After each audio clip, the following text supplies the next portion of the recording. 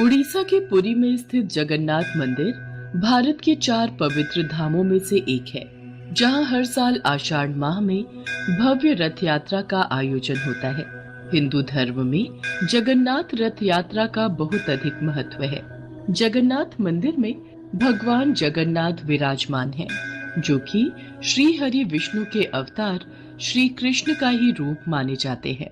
जगन्नाथ का अर्थ होता है जगत के नाथ। आषाढ़ मास की द्वितीय तिथि को ये रथ यात्रा शुरू होती है और शुक्ल पक्ष के 11वें दिन भगवान की वापसी के साथ इस यात्रा का समापन होता है। भगवान जगन्नाथ के मंदिर से जुड़ी एक पौराणिक कथा के अनुसार मध्य भारत में इंद्रद्युम्न नाम के एक राजा रहते थे। उनकी राजधानी का नाम अवंती था। वो भगवान विष्णु के बहुत बड़े भक्त थे और हमेशा भगवान विष्णु के दर्शन के लिए इच्छुक रहते थे। एक बार एक ऋषि घूमते हुए उनके महल में आ पहुंचे और राजा से बोले, राजन, उड़ीसा में भगवान विष्णु के भव्य रूप नील माधव को पूजा जाता है, लेकिन वो जगह उड़ीसा के कौन से हिस्से में है, ये आपको पता लगाना पड़ेगा। क्या आप सत्य कह रहे हैं ऋषि श्रेष्ठ? ये सुनकर तो मेरा मन भगवान विष्णु के दर्शनों को लालायित हो गया है।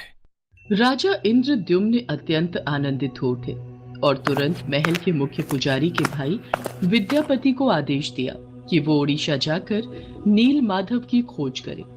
राजा के आदेश अनुसार विद्यापति ओडिशा भ्रमण करने निकल पड़े। बड़ी ही लंबी यात्रा के बाद जब विद्यापति ओडिशा पहुंचे, तब उन्हें कुछ गुप्तचरों के माध्यम से पता चलता है कि सबरों के मुखिया विश्ववासु एक गुप्त गुफा के अंदर नील माधव की पूजा करते हैं। विद्यापति विश्वासु के पास गए और बोले, महाशय, कृपा करके आप मुझे देव पूजा का स्थान दिखा दीजिए। मैं विश्वास के साथ यहाँ आया हूँ। नहीं नहीं, मैं तुम्हें उस स्थान पर नहीं ले जा सकता, मुझे माफ करो। अब मैं क्या करूं? यदि ऐसे ही वापस गया तो महाराज को क्या जवाब दूंगा?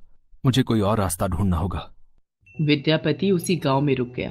कुछ ही दिनों में विद्यापति को विश्ववासु की बेटी ललिता से प्यार हो गया और दोनों ने शादी भी कर ली। शादी के कुछ दिन बाद विद्यापति ने अपनी पत्नी से कहा, ललिता, सुनो, क्या तुम नील माधव की सिर्फ एक झलक दिखाने के लिए अपने पिता से कह सकती हो? तुम्हारे पिता तुम्हारी बात नहीं टालेंगे। ठीक है, पिताजी को आने दो, मैं बात कर लूंगी। ललिता अपने पिता से बात करती है। ठीक है, पर मेरी एक शर्त है। विद्यापति मेरे साथ आंखों पर पट्टी बांध कर जाएगा।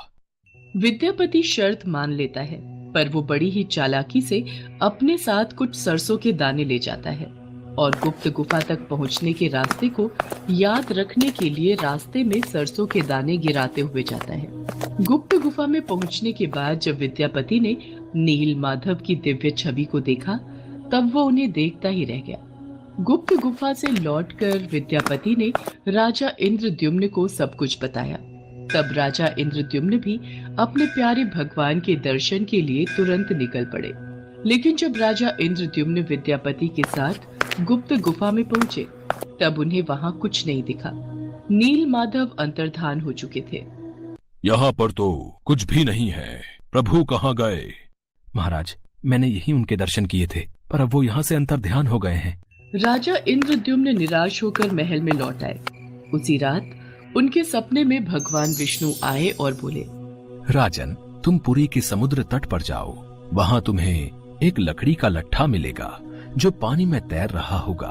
उसे लेकर आओ और उस लकड़ी से मूर्ति का निर्माण करो। राजा इंद्रद्युम्न ने इस संदेश का पालन किया और वो पुरी के समुद्र तट पर पहुंच गए और वहां उन्हें सचमुच एक लकड़ी का लट्ठा पानी में तैरता हुआ दिखाई दिया। लेकिन राजा इंद्रद्युम्न के सेवकों के लाख कोशिशों के बावजूद भी कोई उस लकड़ी के लट्ठे को उठा नहीं पा रहा था। अंत में कबीले के सरदार विश्ववासु की सहायता से उस लकड़ी के लट्ठे को महल में लाया गया, परंतु उस लकड़ी के लट्ठे से कोई भी कारीगर नील माधव की छवि तराश नहीं पा रहे थे। महाराज, हमारे लिए ये कार्य करना असंभव है। हम इस लकड़ी के लट्ठे से कोई भी मूर्ति नहीं तराश पा रहे हैं। हमें क्षमा कीजिए।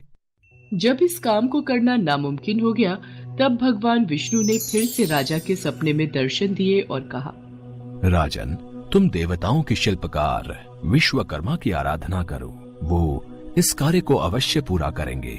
भगवान विष्णु के कहने पर राजा इंद्रद्युम्न ने देवताओं के शिल्पकार श्री विश्वकर्मा से प्रार्थना की। तब वो सबके समक्ष एक बूढ़े बढ़ई के रूप में प्रकट हुए और राजा इंद्रद्युम्न से बोले, राजन, मैं आपको विश्वास दिलाता हूँ कि मैं कुछ ही दिनों में तराश कर मूर्तियां तैयार कर दूंगा, लेकिन मेरी कुछ शर्तें हैं। जी प्रभु बोलिए, मुझे आपकी सारी शर्तें मंजूर हैं। मैं भगवान श्री विष्णु की मूर्ति को 21 दिनों में बनाकर तैयार कर दूंगा, पर मैं ये कार्य अकेले में एक बंद कक्ष में रहकर करूंगा। अगर किसी ने भी मेरा कार्य पूरा होने से पहले कक्ष के द्वार को खोला तो मैं कार्य को अधूरा छोड़कर चला जाऊंगा। मुझे आपकी सारी शर्तें मंजूर हैं।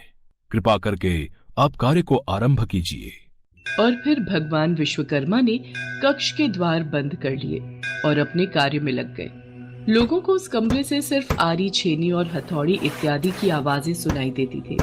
लेकिन 15 दिनों बाद जब रानी गुंडिचा को कमरे से कोई भी आवाज सुनाई नहीं दी, तब वो घबरा गई और राजा इंद्रद्युम्न से बोली, महाराज, जिस कक्ष में मूर्ति बनाने का कार्य चल रहा है वहां से कोई भी आवाज नहीं आ रही है। कहीं वह बूढ़ा कारीगर भूख प्यास के कारण मर तो नहीं गया? आप एक बार कक्ष को खोलकर देख तो लीजिए, कहीं हमारे सिर कोई पाप न लग जाए। पर महारानी, हमें उन्होंने यही शर्त रखी थी कि 21 दिन से पहले उस कक्ष का द्वार न खोला जाए। कहीं कोई अनहोनी हो गई तो? महाराज, ऐसे भी तो हम चिंता में हैं। कक्ष को खोले बिना कुछ पता नहीं चलेगा। रानी गुंडिचा ने राजा इंद्रद्युम्न से कक्ष का द्वार खोलने की जिद की। आखिर में कक्ष के द्वार को खोला गया और राजा इंद्रद्युम्न के ऐसा करते ही वो बूढ़ा कारीगर बने भगवान विश्वकर्मा गायब हो गए और अपने पीछे आधी बनी 3 मूर्ति छोड़ गए। राजा इंद्रद्युम्न को इस बात से बहुत दुख पहुंचता है कि उन्होंने विश्वकर्मा की बात को नहीं माना और शर्त के नियम तोड़ दिए। इसी कारण प्रभु जगन्नाथ के हाथ और पांव आधे बने हुए हैं। राजा इंद्रद्युम्न ने उसी रूप में उन मूर्तियों की स्थापना की जो आज जगन्नाथ मंदिर के नाम से प्रसिद्ध है, जहां श्री कृष्ण भगवान जगन्नाथ के रूप में बड़े भाई बलराम और छोटी बहन सुभद्रा के साथ विराजमान हैं। प्रभु जगन्नाथ को भी बुखार होता है,